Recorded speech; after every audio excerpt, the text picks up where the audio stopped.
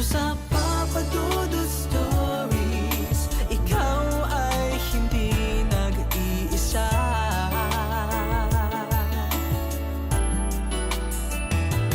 Dito sa Papa Dudut Stories, may nagmamahal sa'yo. Papa Dudut Stories, Papa Dudut Stories. Dear Papa Dudut, sa lahat po ng mga nakatutok ngayon, huwag kalimutan na mag-like, mag-share at mag-subscribe.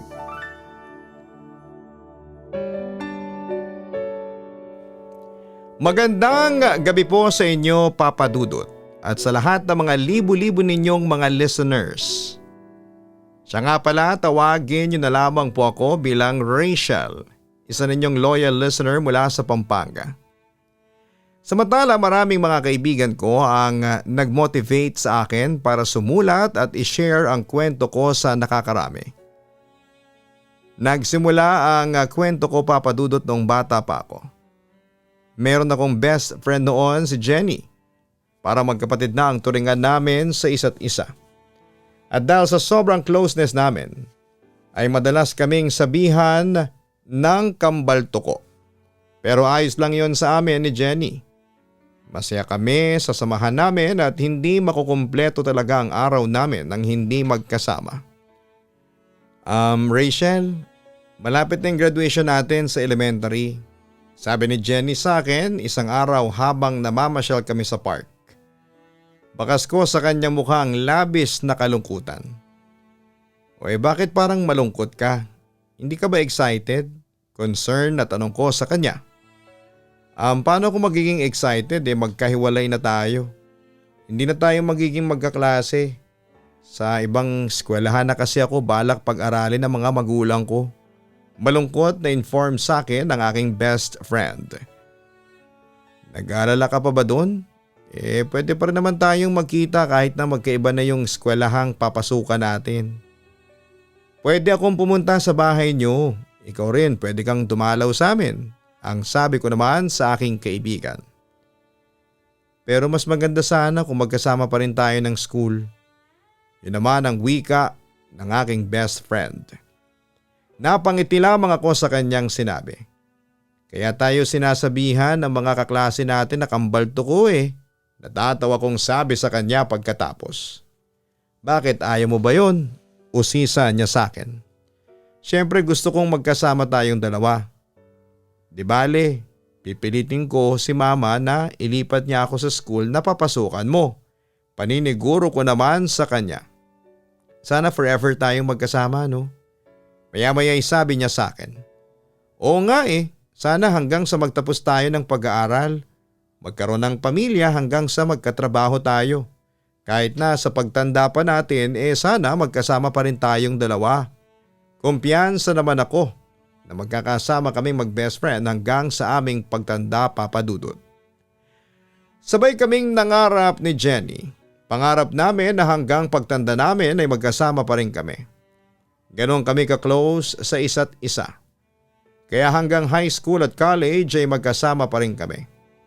Samantala magkaiba ang estado namin noon sa buhay. Mula sa may kayang pamilya si Jenny habang ako naman ay nagmula lang sa isang mahirap na pamilya. Nang mga panahong yon ay nagtatrabaho ako bilang kasambahay habang nag-aaral sa kolehiyo. Pero sa awa naman ng Diyos ay hindi naging hadlang ang estado namin sa buhay para mas tumindi ang samahan namin ni Jenny. Samantala isang gabi isang pangyayari ang hindi namin ine-expect na magaganap. Natatandaan ko na sabay kaming umuwi ng gabi ni Jenny dahil dumalo kami noon sa isang birthday party. Habang nagmamadaling umuwi ay may na-encounter kaming hold-upper. Akala namin ang best friend ko ay mapapahamak na kami. Pero merong isang lalaki ang matapang na nagligtas sa amin. Sa tulong ng lalaki at mga kasama niyang tanod, nahuli agad ang hold-upper at walang napahamak sa amin ni Jenny. Doon ay pareho naming nakilala ang knight in shining armor na si Carl. Papadudot pagkatapos noon ay naging kaibigan namin ni Jenny si Carl. Mabait siya, gwapo, simpatiko at gentleman. Dahil sa katangian ni Carl, kaya hindi ko maiwasang mahulog ang loob sa kanya. Sa kabilang banda ay nagpatuloy noon ang magandang samahan namin ni Carl hanggang sa hindi namin namamalayan na nahuhulog na pala ang loob namin para sa isa't isa. Rachel, may nanliligaw na ba sa'yo? Tanong sa akin ni Carl isang araw habang pauwi na kami noon sa aming pamamasyal sa mall. Napahagikik naman ako sa aking narinig. Oo, marami sila. Natatawa kong sagot sa kanya. Talaga may sasagutin ka ba naman sa kanila? Nakita ko noon ang kaba kay Carl habang binibitawan ang katanungang yon sa akin. Parang wala kasi ewan ko. Hindi ko sila feel eh. Alam mo yon, hindi sila special sa akin. Inosenteng sagot ko naman sa aking kaibigan. Paano kung manligaw ako sa iyo? Hesitant na tanong ni Carl sa akin. Bakit ka manliligaw sa akin? Usisa ko naman. Syempre gusto kita. Mabilis niyang response sa akin. Paanong gusto? Marami kasing ibig sabihin ng pagkagusto. Wika ko naman. Gusto kita. Mahal kita. Nahanap niya ang tamang mga salita at yon ang sinabi niya sa akin. Pero bakit? Bakit ako? Tanong ko pa sa kanya at hindi kasi ako makapaniwala noon dahil aaminin ko na kahit marami noon ang nanliligaw sa akin ay first time kong marinig sa isang lalaki na sinabihan niya ako na mahal kita. Rachel, wag mo nang itanong pa yan. Mahal kita basta mahal kita. Yon ang nararamdaman ko. Ang pag-ibig naman ay hindi kailangang i-explain. Basta kapag dumating siya sa iyo, yun na yun. Explika pa sa akin ni Carl. Kaya sa huli ay pumayag na rin ako sa intensyon niyang manligaw sa akin. Samantala ay agad naman akong umuwi noon sa bahay at excited kong naikwento kay Jenny ang lahat. Grabe Jenny, habang kasabay ko siya palagi niya akong inaalalayan. Tapos alam mo ba? Nung hinawakan niya ang kamay ko, naku, sobra akong kinilig. Ewan ko ba pero biglang bumilis ang tibok ng puso ko noon. Masayang kwento ko noon sa aking best friend. Ganon, wika niya. Napansin kong malungkot siya noong pagkarinig niya sa kwento ko. Pero dahil sa sobrang excitement ay hindi ko na yon pinansin pa. Tapos eto pa. Bago niya ako iuwi rito sa bahay, may sinabi siya sa akin. Gusto raw niya akong ligawan. Jenny, nagtapat sa akin si Carl na may gusto siya sa akin as in mahal daw niya ako. Nasasabi kong kwento sa kanya habang kinikilig ako. At sa puntong yon ay hindi na umimik si Jenny. Kaya nag-alala ako na nagtanong sa kanya. Oh, bakit? May problema ba? Ibig bang sabihin niya may pag-asa siya sa iyo? Mahina at tila tinakasan siya ng lakas habang tinatanong niya yon sa akin. Alam mo Jenny, sa totoo lang matagal ko na siyang crush. Ako rin may nararamdamang pagkagusto sa kanya. Kaya may pag-asa si Carl sa akin. Pag-amin ko noon sa aking best friend. Wala akong kaideya-ideya noon na nasasaktan na pala noon ng mga sandaling yon si Jenny. Buti naman at napansin ka ni Carl. Good luck sa'yo best. Sana maging kayo ngang dalawa. Sabi na lang sa akin ni Jenny kahit naramdam kong taliwas yon sa totoo niyang nararamdaman. Jenny, nagsiselos ka ba? Maya-maya'y diretso ko sa kanya. Ako magsiselos? Hindi bakit naman? Pagtanggi niya sa akin. Pero Rachel, bakit si Carl pa? Marami ka namang manliligaw, di ba? Dagdag pa niya. So ayaw mo nga si Carl? Seryosong tanong ko pa sa kanya. Hindi naman sa ganon. Ay nako, wag mo na lang akong pansinin. Basta Rachel, good luck talaga sa inyong dalawa ni Carl. Sana maging masaya ka sa kanya. Yun na lamang ang sagot sa akin ni Jenny.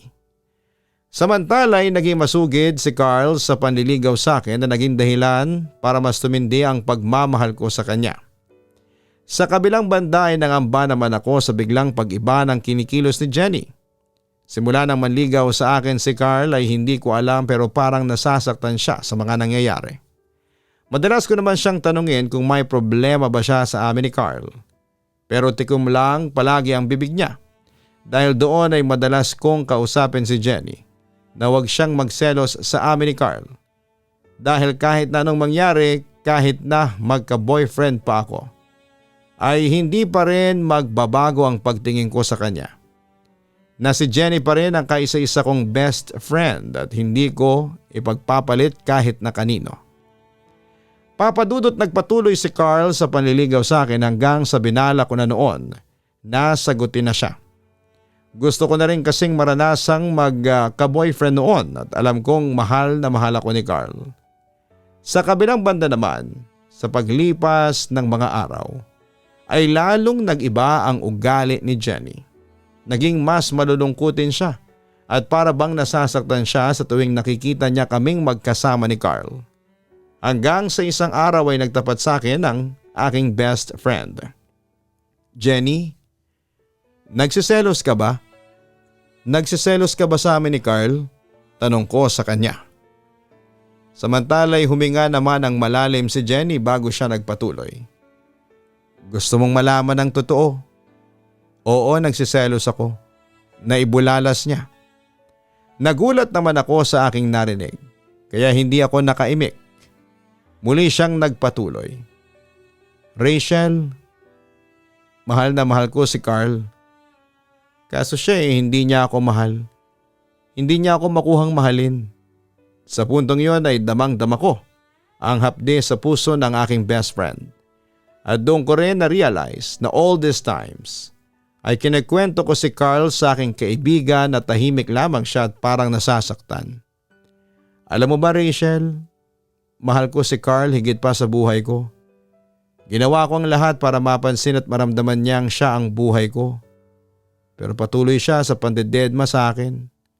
Alam mo kung bakit? Sabi niya sa akin, ikaw daw ang mahal niya. Hindi niya ako makuhang mahalin kasi ikaw daw ang gusto niya. Rachel, noong sinabi niya sa akin yon ng harapan, halos maiyak ako sa sobrang sakit. Pero pinigil ko ang lahat. Pahayag pa ni Jenny na siyang lalong nagpagulat sa akin. Gaano mo kamahal si Carl ha Rachel? Tanong pa niya sa akin. Mahal ko si Carl. Hindi ko ma-explain kung gaano. Basta ang alam ko lang sa sarili ko ay mahal ko siya. Para bang nagkaroon ako ng hiya na sabihin yon sa harapan ng aking best friend. Rachel, may hihingin sana ako sa iyong pabor. Total naman magkaibigan tayo. Hindi ba sabi mo sa akin handa mong gawin ang lahat para sumaya ang best friend mo? Tila panunubok pa niya sa akin. Tumango naman ako bilang oo. Kung ganon sana wag mong sagutin si Carl. Sabihin mo sa kanya na hindi mo siya mahal. Please Rachel, nakikiusap na ako. Kung gusto mo luluhod pa ako sa'yo. Wag mo lang sagutin si Carl, pakiusap niya sa akin. Gustuhin ko man sanang tumutol sa kagustuhan ni Jenny pero aaminin kong mahalaga din sa akin ang feelings ng aking best friend. Rachel, mahal na mahal ko si Carl higit pa sa buhay ko. Hindi ako mabubuhay nang wala siya. Nakikiusap naman ako sa iyo, ipaubaya mo naman siya sa akin. Rachel, marami ka pang makikitang ibang lalaki na mas higit pa kay Carl. Maganda ka, matalino. Marami pang lalaki ang manliligaw sa iyo. Samantalang ako tingnan mo ang itsura ko, wala akong may pagmamalaki. Sige na Rachel, parang awa mo na. Ibigay mo na sa akin si Carl. Kung ipapaubaya ko siya sa iyo, anong kasiguraduhan ko na mamahalin ka rin niya? Question ko sa kanya bago ko gumawa noon ang desisyon. Ako nang bahala doon Rachel. Basta ba ipaubaya mo na siya sa akin. Alang-alang sa ilang taong pagkakaibigan natin. Paalala pa niya. Samantala noong araw ding yon ay nagkausap kami ni Carl. At doon ay gumawa na ako ng isang desisyon. Carl, I'm sorry pero hindi kita sasagutin. Mahina at tila naiiyak kong sabi kay Carl. Hindi kita kayang mahalin higit pa sa kaibigan. Dagdag ko pa noon sa kanya. Hindi ako naniniwala, Rachel. Nararamdaman ko na mahal mo ko. Pero Rachel, magtapat ka nga sa akin. Bakit mo ba ako nire-reject? Meron bang bumabagabag sa'yo? Usisa niya noon sa akin. Mahal ka ni Jenny. Alam mo ba yun? Sabi ko noon sa kanya. Siya ang dahilan kaya hindi kita sinasagot. Mahal ka ng best friend ko at ayaw kong masaktan ko ang damdamin niya. Pag-amin ko pa sa kanya. Pero hindi ko siya mahal. Ikaw ang mahal ko, git sa akin ni Carl. Alam ko kung gaano ka kamahal ng best friend ko. At sobra siyang nasasaktan dahil ako ang mahal mo at hindi siya. Carl, para ko na siyang kapatid at nasasaktan ako kapag nakikita ko siyang nasasaktan. Katwirang ko pa sa kanya. Iniisip mo si Jenny pero ikaw hindi mo iniisip ang sarili mo.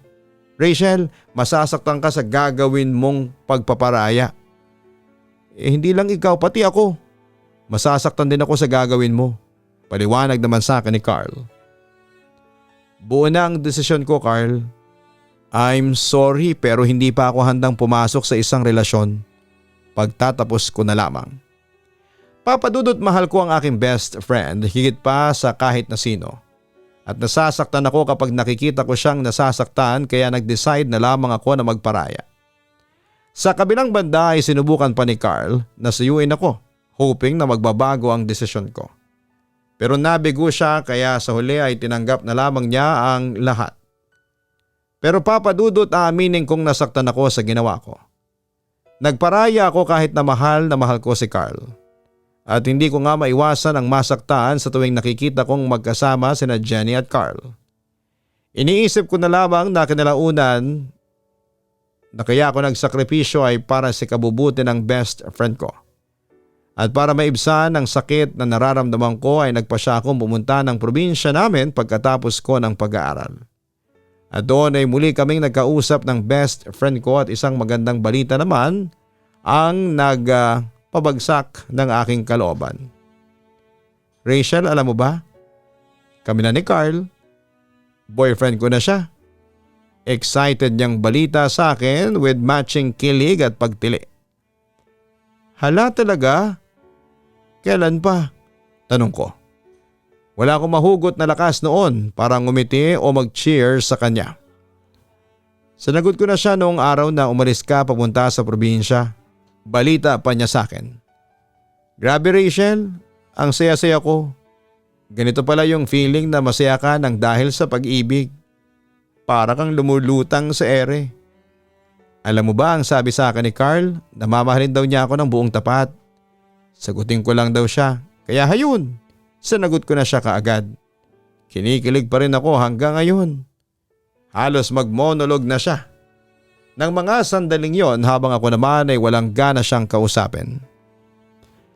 Yun lang bang balita sa iyo? Sabi ko sa kanya habang sinusubukan kong maging masaya. Rachel, masaya ka ba para sa akin? Usisa pa niya. Siyempre naman, oo. Masaya ako para sa iyo sa inyong dalawa ni Carl. Kunwaring sabi ko na lamang sa kanya. Alam mo Jenny, matagal kong ipinagdarasal sa Diyos na sana'y maging masaya ka na sa piling ng taong mahal mo. At heto nga dininig ng Diyos ang panalangin ko. Basta Jenny, mahalin mo si Carl ha. Biling ko pa sa kanya noon. Rachel, magiging masaya ka rin tulad ko. Mahanap mo rin ang lalaking magpapasaya sa iyo. Alam mo best, pinagdarasal din kita sa Diyos na sana maging masaya ka sa buhay mo. Sabi pa niya sa akin. Basta kapag meron ka ng boyfriend sabihan mo agad ako Dugtong pa niya. Sure, ikaw ang unang babalitaan ko kapag nakahanap na ako ng Mr. Right. Yun na lamang ang sabi ko sa kanya. Pagkatapos ay pinutol ko na ang tawag. Hindi ko na kasi maitago pa ang totoo kong nararamdaman at ayokong malaman yun ni Jenny. Samantala nung araw ding yon ay nakatanggap ako ng tawag mula sa hindi inaasahang tao. Si Carl. Nung una ay simpleng congratulations lamang ang sinabi ko sa kanya hanggang sa mauwi ng kaunting kwentuhan na nauwi pa sa totoo niyang nararamdaman para sa akin. Ang swerte sa'yo ni Jenny. Bakit? May best friend kasi siyang handang ibigay ang lahat. Yung kahit magsakripisyo pa ang kaligayahan niya. Makita lang niyang masaya ang kaibigan niya. Natatandaan kong sabi niya sa akin. Alam mo Carl, malaki ang pasasalamat ko sa Diyos kasi natutunan mong mahalin si Jenny. Buwang tiwala ko sa iyo na hindi mo papaiyakin at sasaktan ang best friend ko. Ang sabi ko na lamang noon sa kanya. Pagkatapos noon ay awkward and dead air na ang sumunod. Nagpakiramdaman pa kaming dalawa. May gusto kasi akong sabihin sa kanya pero hindi ko masabi-sabi kasi may limitasyon na kami. Siguro makalipas nga ang 30 seconds ay saka lamang ulit nagsalita si Carl. Salamat sa pagtitiwala Rachel. Wika ni Carl sa akin at pagkatapos noon ay naputol na ang tawag. Papadudot hindi ko maitatanggi na mahal ko si Carl. Pero kailangan kong i-give up siya dahil masasaktan ang best friend ko kapag patuloy kong minahal ang lalaking yon. Ipinagdasal ko na lamang na sana'y maging maganda ang takbo ng relasyon nila. At para makamove on ay nag-decide na muna akong tanggalin ang komunikasyon sa kanilang dalawa. At yun nga lumipas ang halos 2 taon nang wala man lang balita sa best friend ko at lalaking mahal ko. Hanggang sa isang araw ay isang tawag ang aking natanggap mula sa aking best friend na si Jenny. Best, kumusta ka na?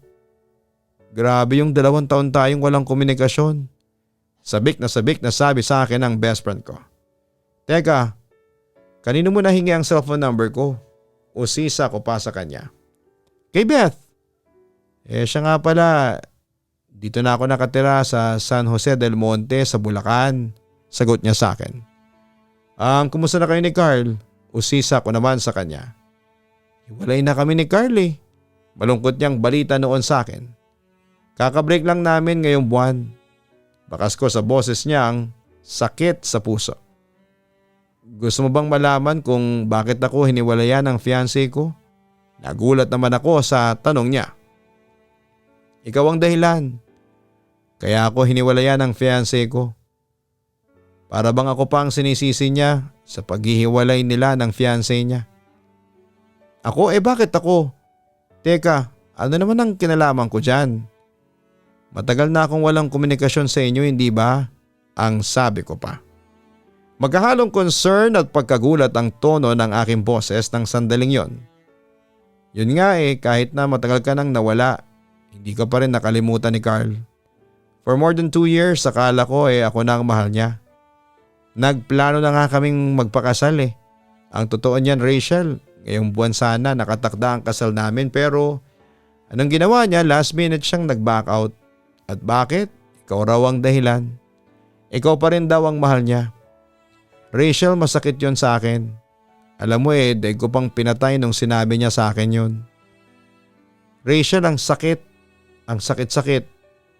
Paglalahad pa ni Jenny sa akin. I'm sorry Jenny. Pero hindi ko kasalanan yan. Paalala ko sa kanya. Pero nagpatuloy lamang noon sa pag-iyak si Jenny. Ano bang meron sa iyo na wala ako? Bakit ko mo ba mas maganda ka sa akin? Ko mo ba mas charming ka, mas matalino? Lahat ng mas nasa iyo na. Pero ako Rachel, kahit isa walang nagmamahal ng tapat sa akin. Minsan, napapaisip nga ako kung bakit ganito ang kapalaran ko. Ang saklap Rachel, sabi pa niya sa akin. Huwag ka mag-isip ng ganyan Jenny. Hindi ko kasalanan na mahalin ako ni Carl. At saka huwag mong ikumpara ang sarili mo sa akin. Magkaiba tayo. May kanya-kanya tayong katangian. Huwag mong isipin, nakakalamang ako sa iyo kasi ang totoo hindi. Hindi ako nakakalamang sa iyo. Pantay lang tayong dalawa Jenny. Kung may insecurities ka man sa akin, please tanggalin mo na yon. Hindi makakabuti yon sa iyo. Yun naman ang sabi ko sa kanya. Rachel, malaki nga ang insecurities ko. Kung tutuusin, bata pa lang tayo, na-insecure na ako sa iyo. Pero hindi ko magawang mainggit o magalit kasi napakabait mo sa akin. Tinuring mo akong parang kapatid at sa totoo lang nakukonsensya ako doon. Pag-amin pa niya sa akin. Jenny, makakakita ka pa rin ng ibang lalaki na higit pa kay Carl. Maniwala ka. Ang wika ko naman. Hindi Rachel. Hindi na siguro. Siguro heto talaga ang kapalaran ko. Ang maging segunda lang sa'yo. Dapat siguro Rachel magkalimutan na lang tayong dalawa. Wika naman niya sa akin na siyang nagpagulat sa akin. Pero Jenny, nasa na yung pinagsamahan nating dalawa? Mawawala lang yun? Yung ilang taon nating pinagsamahan ang dahil lang dyan? Jenny, ano ba? Pagtutol ko. Ngunit ako na talaga ang sinisisi ng best friend ko sa kanyang kasawian. Hanggat nandyan ka sa buhay ko, mananatiling miserable lang ang buhay ko. Doon ay naputol na ang linya at hindi ko na narinig pa ang boses ni Jenny simula noon. Papadudot, masakit sa akin na sa isang iglap ay nawala ang pagkakaibigan namin ni Jenny. Nawala ng parang bulang matagal naming pinagsamahan. Samantala hanggang ngayon ay mahal ko pa rin si Carl at alam kong ganon din si Carl sa akin. Pero natatakot akong balikan si Carl dahil baka masaktan si Jenny sa gagawin ko. Papadudot, kaya po ako sumulat sa inyo ay para humingi ng payo. Ano ba ang gagawin ko? Susundin ko ba ang puso ko? Babalikan ko ba si Carl o huwag na alang-alang sa best friend ko? Tulungan niyo naman po sana ako. Papadudot, hanggang dito na lamang po ang sulat ko at maraming salamat and God bless sa inyong lahat. Lubos na nagpapasalamat, Rachel.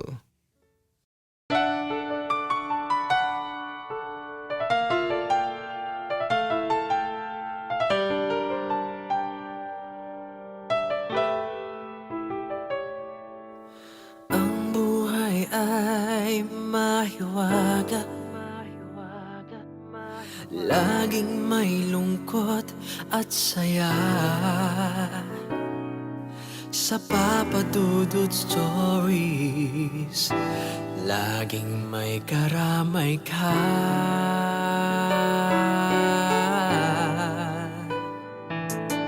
Mga problemang kay bigat, dito ay pakikinggan ka. Sa Papa Dudut Stories, kami ay iyong kasama. Dito sa Papa Dudut Stories, ikaw ay hindi nag-iisa.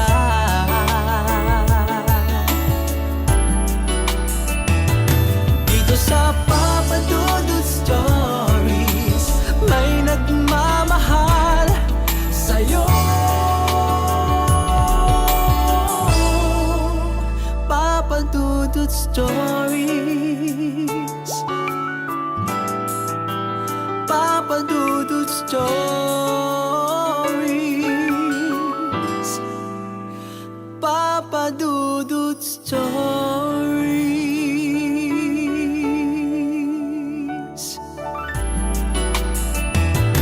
Dito sa Papa Dudut Stories, may nagmamahal sa'yo. Papa Dudut Stories, Papa Dudut Stories. Hello mga ka-online, si Papa Dudut po ito. Nag-enjoy ka ba sa ating kwento ngayong araw? Huwag kalimutan na i-share, mag-like at mag-subscribe. Maraming salamat po.